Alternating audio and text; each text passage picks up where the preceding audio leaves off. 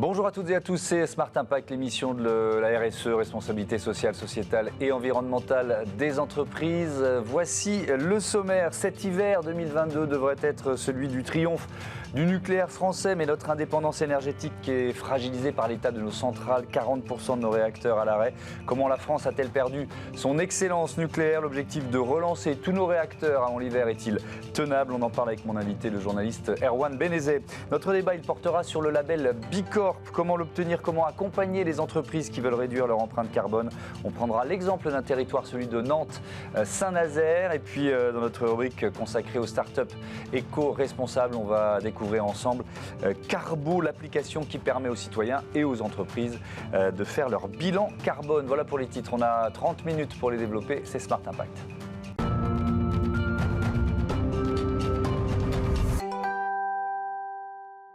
Bonjour Erwan Benezet, bienvenue. Bonjour. Vous êtes journaliste au service économie du Parisien aujourd'hui en France, auteur du livre Nucléaire, une catastrophe française, publié aux éditions Fayard. Je voudrais commencer par le nombre de réacteurs à l'arrêt aujourd'hui. Est-ce qu'on a ce chiffre parce qu'il évolue? Moi j'avais vu 24 sur 56, on en est où aujourd'hui? Alors 24, c'était ceux qui fonctionnaient. On était à un moment à 32. Je pense qu'aujourd'hui, on est à 29 réacteurs nucléaires qui sont arrêtés. Ouais. Là où le chiffre a le plus bougé, c'est qu'on était à 12 réacteurs. Alors, une partie, une vingtaine était arrêtée pour maintenance. De la maintenance, là aussi une partie de la maintenance qui n'avait pas pu se faire pendant la crise Covid et qui a été décalée. Donc il y a eu une charge de maintenance, un calendrier qui a été bousculé. Et puis vous aviez 12 réacteurs qui ont été arrêtés pour un problème qui a été identifié sur certains réacteurs de corrosion contrainte, sur le circuit de refroidissement qui arrive sur le circuit primaire, là où circule de l'eau qui est radioactive.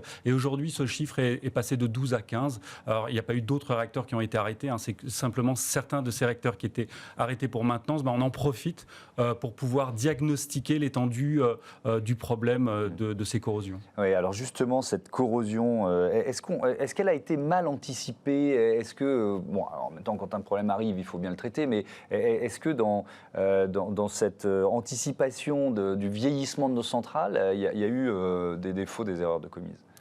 Alors, sur le problème de corrosion, je ne pense pas. Ouais. C'est-à-dire que, en plus, on peut reprocher pas mal de choses à la filière nucléaire et à EDF, mais pas que d'ailleurs.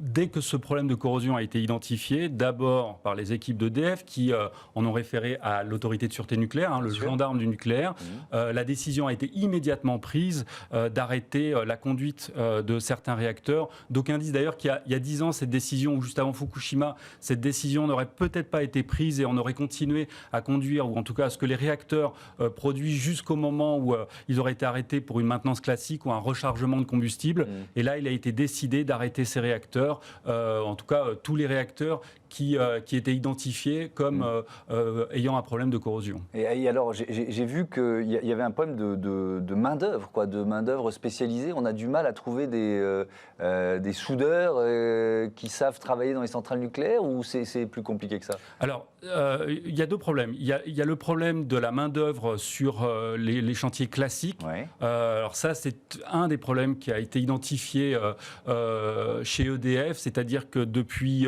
une vingtaine d'années, il y a eu une réduction assez drastique des coûts et notamment de la main-d'œuvre. On a externalisé une partie des process, pour parler comme les entreprises, mais en tout cas une partie des réparations ou des interventions qui devaient être faites sur les réacteurs. Et on a identifié, on a favorisé la sous-traitance. 80% des travaux qui sont conduits dans des centrales nucléaires aujourd'hui sont faits en moyenne par des sous-traitants, et on a identifié jusqu'à 7 niveaux de sous-traitance. Vous êtes EDF et vous demandez à une entreprise d'effectuer un certain travail qui elle-même demande à une entreprise, qui demande à une entreprise.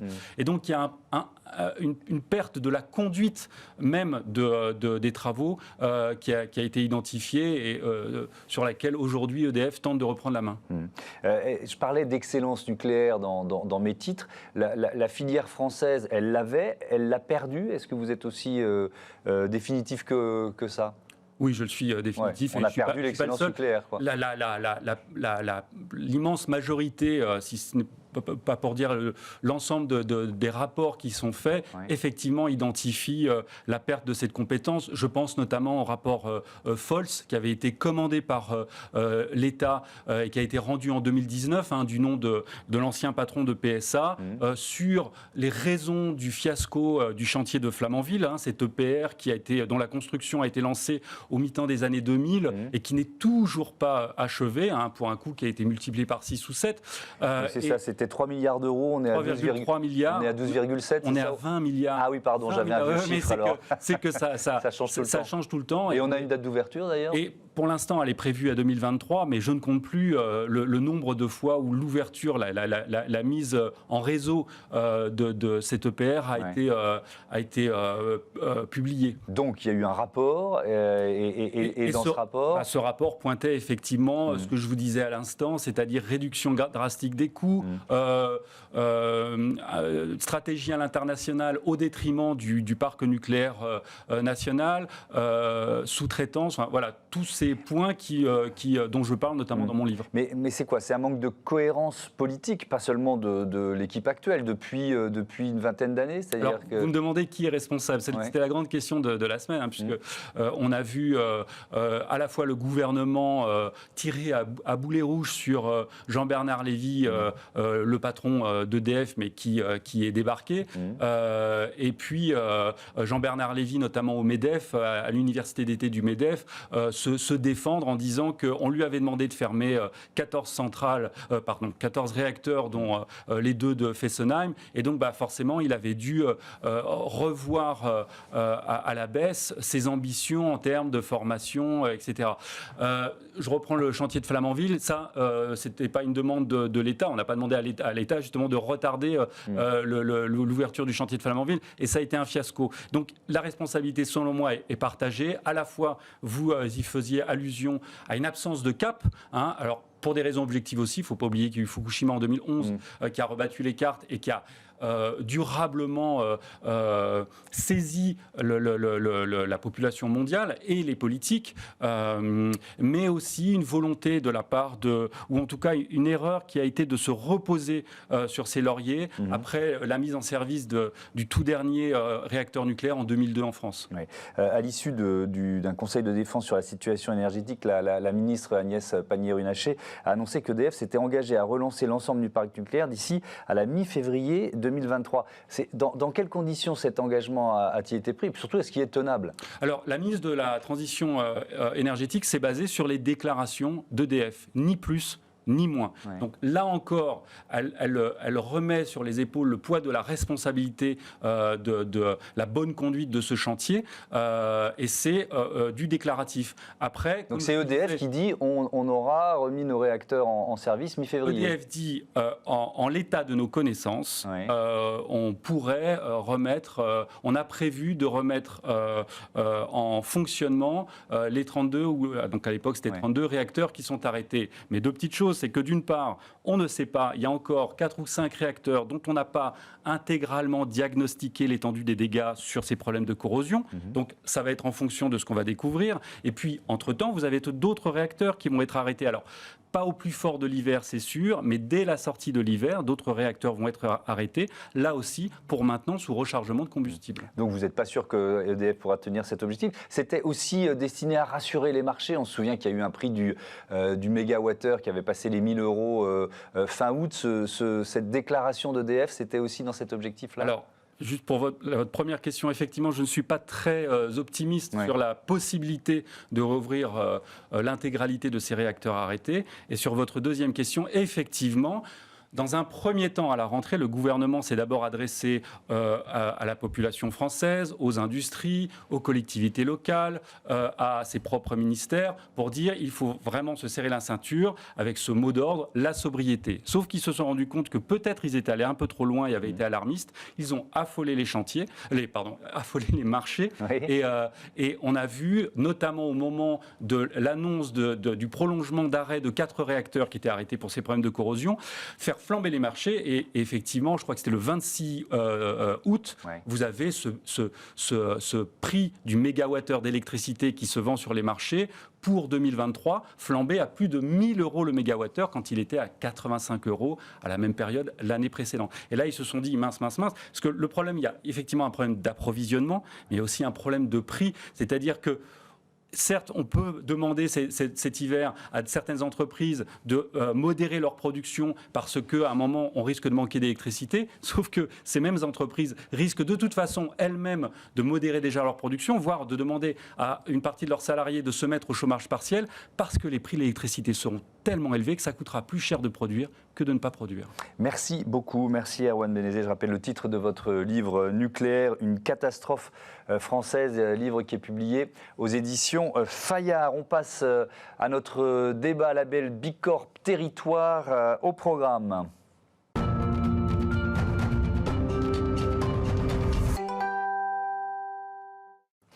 Je vous présente tout de suite les invités de notre débat. Marie Gabory, bonjour. Bonjour. Bienvenue, vous êtes fondatrice, directrice de Tuvalu. À vos côtés, Aspasia Nanaki, bonjour. Bonjour. Bienvenue, vous êtes directrice de la stratégie impact de l'agence Nantes-Saint-Nazaire Développement. On va parler ensemble de la transformation d'un territoire, de cette notion d'écosystème dont on parle souvent. Mais d'abord, je veux bien que vous nous présentiez vos organisations et entreprises respectives. C'est quoi Tuvalu ?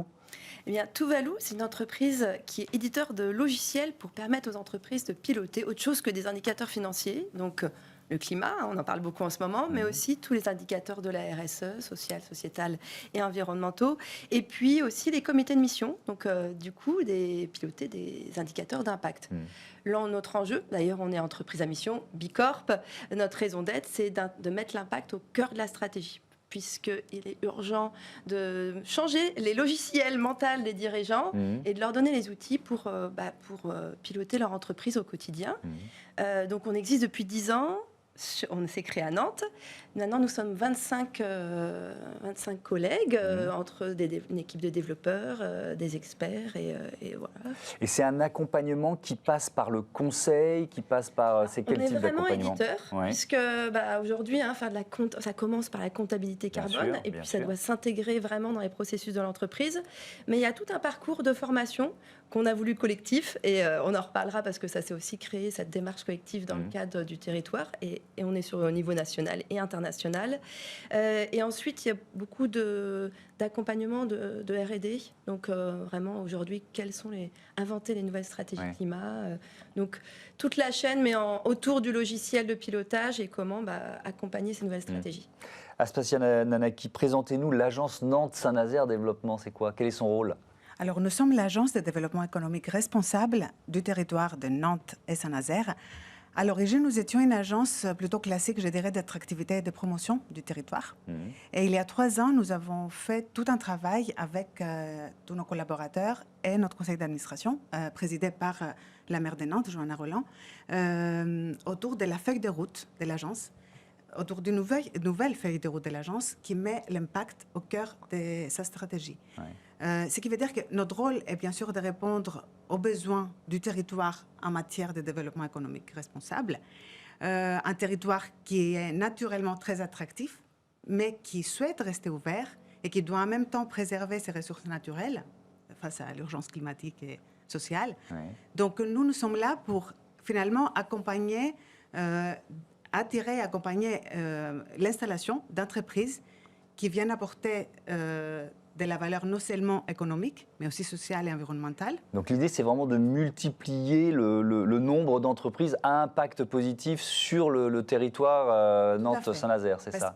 Ainsi, on peut compléter l'écosystème, on peut le challenger aussi, et finalement accélérer les mutations économiques du territoire. Et nous sommes organisés, puisque Marie a expliqué comment Tuvalu fonctionne, en effet, nous sommes organisés autour de trois pôles. Nous sommes une trentaine de collaborateurs, un pôle entreprise, un pôle communication et marketing territorial, et puis un pôle sur le tourisme d'affaires, avec le bureau de congrès. La dimension territoriale, je voudrais vous entendre l'une et l'autre là-dessus. C'est le bon échelon. Là, on est sur une métropole. C'est le bon échelon pour créer une compétitivité environnementale. Vous voyez ce que je veux dire? C'est-à-dire des entreprises qui, ensemble, essayent de tendre vers un objectif de sobriété. Tuvalu, il y a 10 ans, on ne parlait pas autant de climat qu'aujourd'hui. Oui. Et si on n'avait pas eu un réseau nantais aussi dynamique, on a eu Nantes Green Capital, puis EcoCity, une Green Week, toute cette dynamique, plus tous les réseaux qui se sont animés et qui se sont vraiment soutenus et engagés sur ces enjeux, ça aurait été difficile. Après, c'est un échelon de collaboration. On se connaît, on se revoit souvent, et ensuite on peut rayonner, mais ça fait vraiment une base solide, et puis des relations interpersonnelles fortes. Et sur la durée, on reparlera de quelques opérations cibles qu'on a fait en collectif d'entreprise. On peut en citer. Concrètement, c'est vrai qu'il y a 3 ans, les dirigeants responsables de l'Ouest, qui regroupent plus d'une centaine de dirigeants, ont lancé, alors on a beaucoup contribué à leur dire qu'il est urgent de s'engager pour le climat. Et ils ont lancé une démarche collective pour le climat. Ils se sont engagés officiellement dans les objectifs de réduire de moins 50% leurs émissions de gaz à effet de serre entre 2020 et 2030. Donc, faire un bilan carbone de base, collectif, un T0. Et là, il y a eu 20, puis 30, 50 entreprises qui sont lancées, et on continue plus des chantiers opérationnels. Donc voilà, c'est plus facile de passer à l'échelle, de démultiplier notre impact et notre expertise. Aspasia Nanaki, cette notion d'écosystème, comment vous l'accompagnez? Elle prend quelle forme concrète dans votre action? Alors, c'est vrai que pour compléter ce que disait Marie, nous avons la chance d'être sur un territoire très historique, très engagé du point de vue historique, finalement, avec des valeurs et un ADN partagé depuis longtemps, avec une dynamique aussi publique-privée très importante. Parce que d'un côté, il y a des réseaux très solides. Tu as cité les dirigeants responsables de l'Ouest, les Ecosoli, plus récemment les grands défis, etc. Et en fait, de l'autre côté, il y a une volonté politique très forte depuis plusieurs années.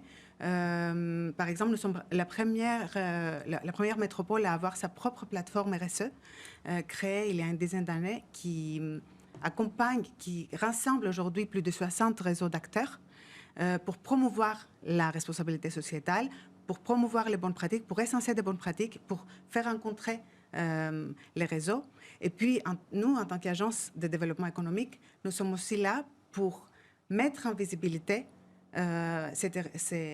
toutes ces initiatives et affirmer cette volonté de devenir Mais est-ce que ça veut dire que vous aidez les entreprises à se rencontrer, à travailler ensemble à cette transition? Ah oui, bien sûr. Le plus important, c'est que les personnes se rencontrent, se parlent et se fixent peut-être des objectifs communs, échangent sur leurs problématiques, leurs craintes, leurs problèmes.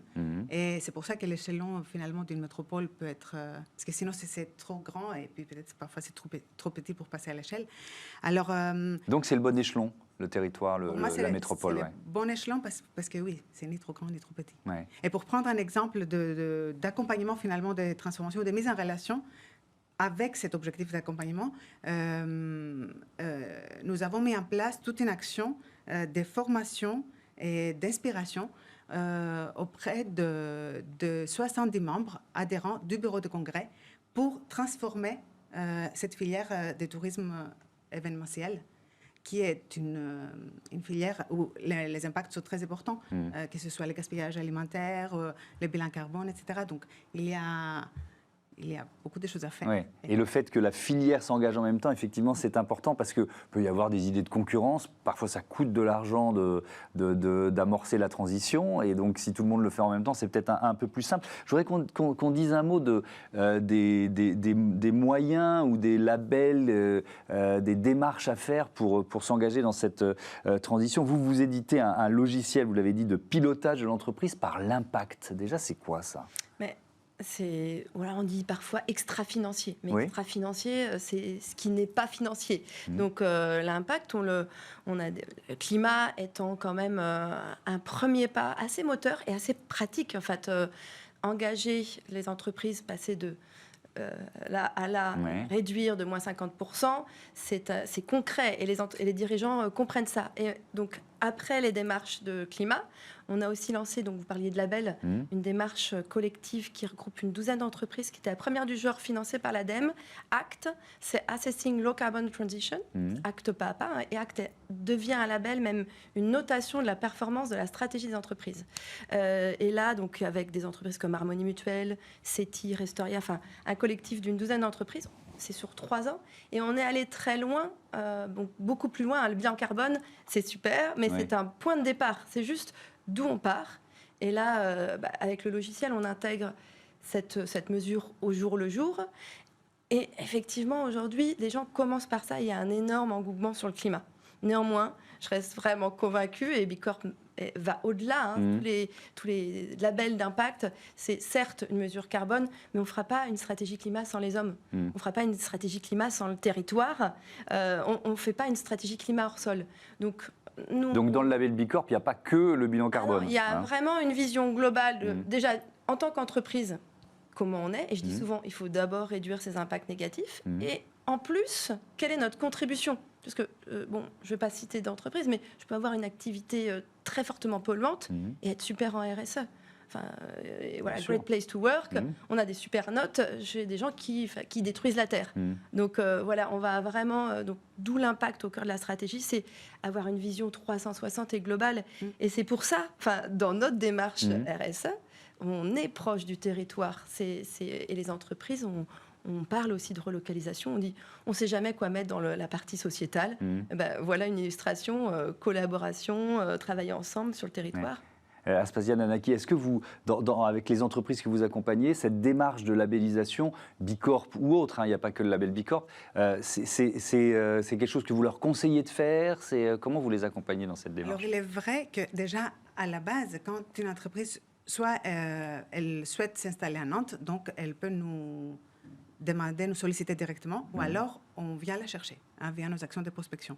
Dans les deux cas, nous, désormais, on a établi un référentiel, on va dire, une grille d'analyse sur la base des objectifs de développement durable, mais aussi sur les différentes labellisations qui montrent quand même l'engagement d'une entreprise responsable et qui vient formaliser une démarche. Ça veut dire que vous n'aiderez, pardon de vous interrompre, vous décidez de ne pas intégrer ou de ne pas aider une entreprise si elle ne rentre pas dans ces critères? Alors désormais, il est vrai que nous souhaitons attirer sur les territoires qu'il y ait des entreprises responsables. C'est ça. C'est une volonté politique assumée. C'est un choix. Après, encore une fois, on explique ces choix. Ce qui veut dire aussi qu'on encourage, à notre façon, les entreprises à s'engager, à aller plus loin, parce que nous souhaitons être quand même inclusifs. Donc, nous-mêmes, nous sommes en cours de transformation. Nous-mêmes, on sait que c'est une démarche finalement qu'il faut faire en toute humilité. Il y a toujours quelque chose de plus à faire. Mais on peut toujours faire mieux, pas forcément moins, mais mieux. Donc c'est ça, pour nous, le développement économique responsable.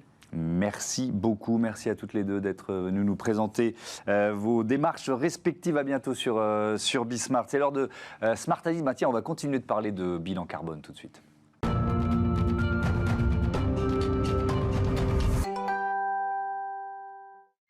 Smart Ideas et la bonne idée du jour est signée Carbo. Bonjour Simon Letourneau, bienvenue. Merci beaucoup. Vous êtes le président cofondateur de Carbo, créé en 2019 avec Emmanuel Vatrinet et Julien Janson. C'est une application gratuite pour diminuer son empreinte carbone. Comment ça marche ? Merci beaucoup de me recevoir aujourd'hui. Carbo, on s'est fixé vraiment comme mission d'accélérer la prise de conscience écologique des individus et des entreprises pour réduire dès maintenant notre empreinte carbone. Et concrètement, on essaye de le faire avec la technologie, le Tech for Good, on est sur Smart Impact, évidemment, ce passage à l'échelle pour démultiplier l'impact, la data, et aussi la pédagogie. C'est vraiment, on a une conviction assez profonde, c'est que l'empreinte carbone va se démocratiser. Et tout un chacun, on va être capable de savoir ce que c'est son empreinte carbone, à la fois en tant qu'individu et en tant qu'entreprise. Et de manière très concrète, vous me posiez la question, on a une application gratuite pour les citoyennes qui permet de piloter son empreinte carbone. Et on a aussi une application, donc un logiciel SaaS B2B pour les entreprises, PME et TI, pour, on va dire, suivre leur comptabilité carbone dans le temps. Et donc là, le modèle économique, c'est celui des entreprises qui payent pour cette plateforme, c'est ça? Exactement. Le modèle économique, c'est un logiciel de comptabilité carbone pour suivre ces émissions pour les PME ETI. La partie effectivement citoyenne, et j'aimerais bien le noter aussi, on a noué un partenariat avec la Banque Postale et Société Générale, où demain les 20 millions de clients particuliers de ces institutions vont pouvoir suivre aussi leur empreinte carbone. Donc il y a un aspect plutôt partie émergée de l'iceberg pour accélérer la prise de conscience avec notre application citoyenne et une partie logicielle pour piloter son empreinte carbone dans le temps. Alors on va détailler un peu ces deux aspects. Dans la partie logicielle B2B, qui sont vos clients aujourd'hui? Comme je disais, plutôt PME, ETI sur l'ensemble. Donc, c'est des entreprises françaises, même si elles ont des filiales à l'international parfois. C'est des entreprises de plutôt, on va dire, de petite taille, entre 10 personnes jusqu'à 2000 personnes. Et c'est grâce à la solution logicielle, c'est plutôt économique pour ces entreprises. Et c'est toutes les entreprises qui souhaitent rentrer volontairement dans cette démarche de calcul de son empreinte carbone et de réduction. C'est un élément qu'elle va pouvoir ensuite intégrer à son bilan RSE. Enfin, c'est très factuel. Comment c'est utilisé ensuite par les entreprises? Nous, on voit ça chez Carbo quasiment de manière encore plus globale. On se dit que les entreprises aujourd'hui, elles pilotent leur performance financière de manière assez traditionnelle. On fait un business plan, on le suit, on le met à jour, etc. Pour l'empreinte carbone, ça va être pareil. J'allais dire, préparons-nous, tous et toutes les entreprises, à avoir son bilan carbone comme son bilan comptable et financier. Donc nous, nos entreprises, elles font leur premier bilan, comme un bilan comptable assez classique avec Carbo.